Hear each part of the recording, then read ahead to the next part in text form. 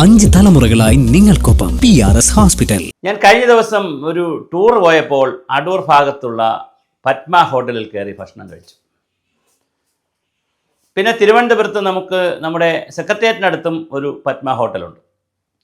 അപ്പോൾ പത്മ ഹോട്ടൽ എന്ന് കേൾക്കുമ്പോൾ തന്നെ അത് നായർ സർവീസ് സൊസൈറ്റിയുടെ ഹോട്ടലാണെന്നൊന്നും അറിയാനൊന്നും പറ്റത്തില്ല. കാരണം ഹോട്ടലിൽ നിന്ന് ഭക്ഷണം കഴിക്കുമ്പോൾ അത് നായർ സർവീസ് സൊസൈറ്റിയാണോ ഈഴവ സമാജത്തിൻ്റെ ഹോട്ടലാണോ എന്ന് നമുക്കറിയാൻ പറ്റത്തില്ല. പക്ഷേ ഈ പത്മ ഹോട്ടലുകൾ ഉണ്ടാക്കിയത് അല്ലെങ്കിൽ അതങ്ങനെ സ്ഥാപിക്കാനൊരു കാരണമുണ്ട്. കുടുംബശ്രീ പോലുള്ള സംവിധാനങ്ങളിൽ വന്ന് സ്ത്രീകൾക്ക് വലിയ വരുമാന വർധനവ് സർക്കാർ കൊടുക്കുന്നു.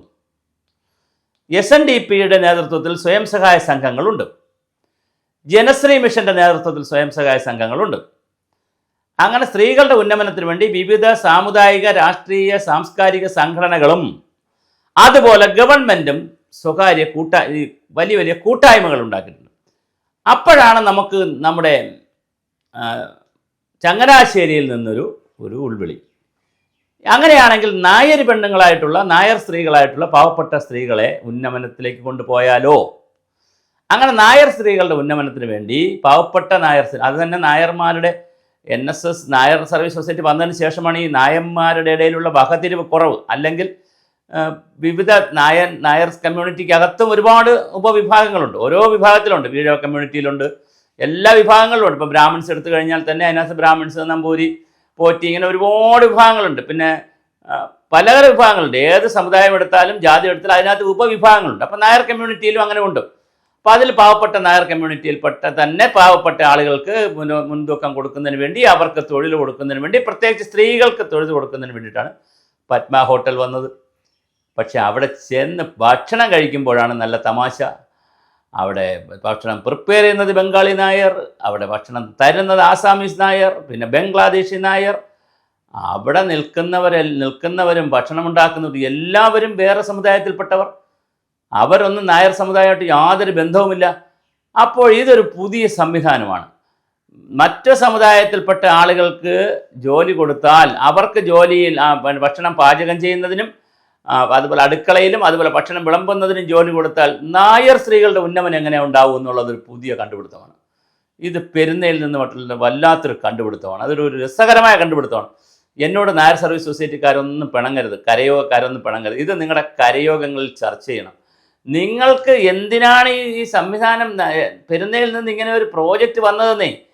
കോടിക്കണക്കിന് രൂപ ലക്ഷക്കണക്കിന് രൂപ മുടക്കിയാലല്ലേ ഓരോ ഹോട്ടലുകൾ നടത്താൻ കഴിയുകയുള്ളൂ.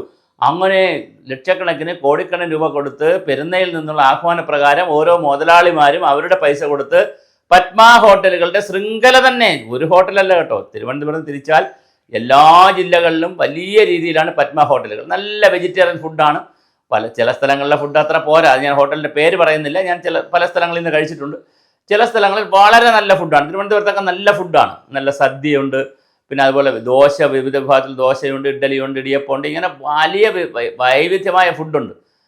പക്ഷേ ഇത് കൊടുക്കുന്നതും ഇത് പാചകം ചെയ്യുന്നതും എല്ലാം ബംഗാൾ, അതുപോലെ തമിഴ്നാട്ടിൽ നിന്നില്ല, ബംഗാൾ, ബംഗ്ലാദേശ് തുടങ്ങിയ മറ്റ് വടക്കേന്ത്യൻ സംസ്ഥാനങ്ങളിൽ നിന്നും മറ്റ് സംസ്ഥാനങ്ങളിൽ നിന്നും വന്നിട്ടുള്ള നായന്മാരാണ് ചെയ്യുന്നത്. അവർ നായർ സമുദായത്തിൽപ്പെട്ടവരല്ല എന്നുള്ളത് വളരെ പ്രധാനമാണ്. ഇനി അവരൊക്കെ നായർ സമുദായത്തിൽ ചേർന്നോ എന്ന് എനിക്കറിയില്ല. ഇനി അവിടെ NSS കരയോഗ യൂണിറ്റുകളുണ്ടോ എന്നും എനിക്കറിയില്ല. അതൊന്നും എനിക്കറിയത്തില്ല. എന്തായാലും ഇതിൽ നായർ സർവീസ് സൊസൈറ്റി പെട്ടവർ, പ്രത്യേകിച്ച് അതിൻ്റെ തിരുവനന്തപുരത്തൊക്കെയുള്ള ഭാരവാഹികളും ഓരോ സ്ഥലത്തെയും നായർ സർവീസിൻ്റെ NSSൻ്റെ നേതാക്കൾ തീർച്ചയായും ഇതൊന്ന് കാണുകയും ഇതൊരു ബോധവൽക്കരണം വിപുലമായി നടക്കണം. ഇനി അല്ലെങ്കിൽ അങ്ങനെ സംഭവിക്കുന്നത് നമ്മുടെ പണം വീണ്ടും അന്യസംസ്ഥാന തൊഴിലാളികളും അന്യരാജ്യ തൊഴിലാളികളും കൊണ്ടുപോകും. നമ്മുടെ പെണ്ണുങ്ങൾ വീണ്ടും പരാതി പറഞ്ഞ് നുണയും കൊണ്ടണിയൊക്കെ പറഞ്ഞ് മീറ്റിങ്ങിലിരുന്ന്, സ്വയം സഹായ സംഘ മീറ്റിങ്ങുകളിലിരുന്ന് അവർ വീണ്ടും ഇരുന്ന് മുരടിച്ച് അവരുടെ കഴിവും അധ്വാനവും എല്ലാം പോകും. വരുമാനവും ഇല്ലാതെ അവർ വീണ്ടും പട്ടിണിയിലും ദാരിദ്ര്യത്തിൽ തന്നെ കഴിയും. യാതൊരു ഉന്നമനവും ഉണ്ടാവുകയില്ല. അതുകൊണ്ട് നായർ സ്ത്രീകൾ ജാഗ്രത. നിങ്ങളുടെ ജോലികൾ കൊണ്ടുപോകുന്നത് അന്യ സമുദായത്തിൽപ്പെട്ട ആളുകളാണ്. അതിനകത്ത് സാമുദായികമൊന്നും പറഞ്ഞതല്ല.